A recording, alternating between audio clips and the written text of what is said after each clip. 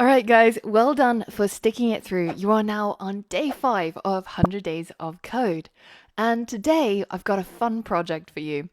And the inspiration for the project comes from the fact that all sorts of companies seem to be getting hacked these days. Everything from Ashley Madison to Verizon, everybody seems to be really bad at keeping your password safe. So how can we make sure that these hackers who are in hoodies and wearing face masks don't get to you and your account? I also don't know why hackers are always portrayed like this. I mean, they're in their own house. They don't have to hide their face.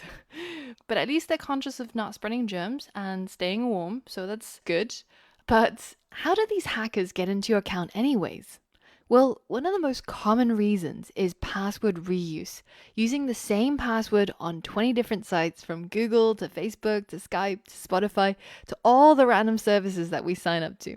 The problem is that when one of these sites get hacked, then the email and password combination you used to sign up is compromised. So all a hacker has to do is try out those credentials on a bunch of other websites and see if they work. So how do you know if your email and password is on a database somewhere? You can head over to haveibeenpwned.com, notice the spelling there, and type in your email to see if it was involved in a website that had been hacked. So let's try an email here, elon@tesla.com. And it tells us, oh no, it seems like this email has been pawned.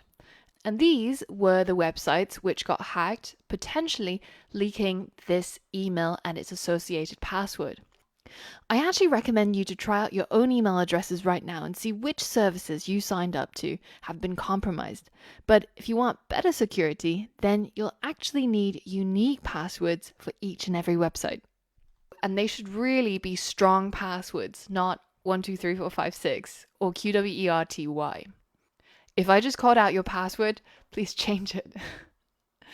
Now, what we're going to be building is exactly that. We're going to be building a password generator, something that's going to generate strong passwords with letters and symbols and numbers.